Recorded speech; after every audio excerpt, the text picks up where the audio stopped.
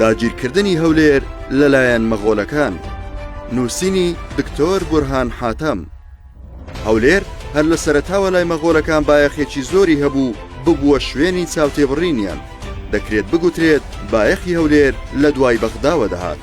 ئەمەش بەهۆی بوونی قەڵایەکی سەخت و ئاوەدانیەکی زۆر لە شارەکەدا. بۆیە هۆلاکۆف لە سەروبەندی پەلاماردانی بەغدا لە ساڵی 656 کۆچی بەرامبەر 1258 زاینی سوپایەکی گەورەی بەسەرکردایەتی ئەرقینۆیان بۆ داگیرکردنی هەولێر ڕەوانە کرد. بەڵام جەنگاوەرە کوردەکانی هەولێر ڕوبەڕوویان بوونەوە. تاجەدین بن سەلایە کە حاکمی هەولێر بوو پەیوەندی بە مەغۆلەکانەوە کرد و ویستی قەڵاکەیان ڕادەست بکات.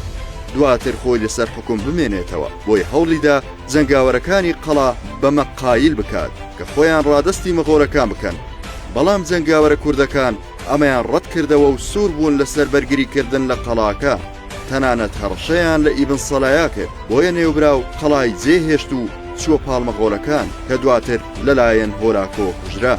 تەنانەت شەوێکیان کوردەکان لە ناکاو لە قەڵاکە هاتنە خوارەوە و پەلاماری کۆمەڵگەی مەغۆلەکانیاندا و غافڵگیریان کردن و ئەوەی بەرچنجیان کەوت کوشتیان و منجەنیقەکانیشیان سوتاند و پاشان گەڕانەوە بۆ ناو قەڵا.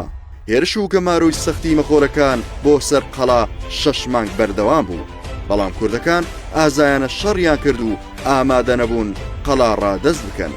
دوای ئەوەی سەرکردەی مەغۆلەکان ئەرقینۆیان نائومێد بوونەوەی بتوانێت لە ڕێگای شەڕەوە قەڵا بگرێت، ناچار پەنای بردە بەر ڕێگا چارەی سیاسی. بۆیە ڕاوێژی بە بەدرەدین لوئلووی خاوەنی شاری مووسڵ کرد بۆ چۆنیەتی داگیرکردنی قەڵا.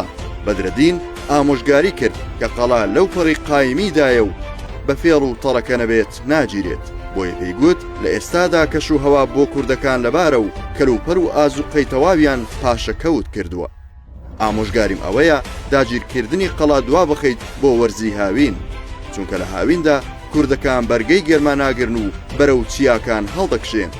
ئەوە بوو دواتر مەغۆلەکان بە هاوکاری بەدرەدین لوئلوء توانیان شوورەکانی قەڵاکە بڕوخێن و داگیری بکەن.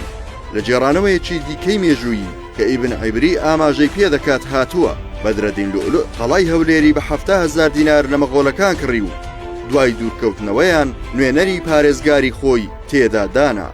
دوای ماوەیەکی کەم شەرەفەدین گەڵاڵی کە میرێکی کورد بوو پێشتر پەیوەندی بە مەغۆلەکانەوە کردبوو، لە هەمان کاتیشدا دوژمنی بەدرەدین بوو، نەیدەویست هەولێر لە ژێر دەسەڵاتی ئەودا بێت توانی ڕەزامەندی هۆلاکۆ بەدەست بهێنێت بۆ دەرکردنی هێزەکانی بەدرەدین.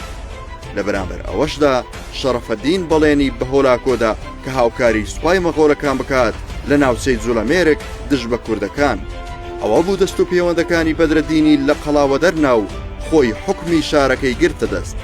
دوای ئەوەی شەرەفەدین گەڵاڵی هەولێری جێهێشت و بەشداری لەگەڵ سوپای مەغۆلدا کرد، لە شەڕی جوولەمێرێک بەدرەدین لوئلوء توانی هەندێک کورد بە پارە بەکرێ بگرێت بۆ کوشتنی شەرەفەدین. ئەوە بوو هێرشیان کردە سەر ڕەشماڵەکەی و لە خەودا غافڵ کوژیان کرد.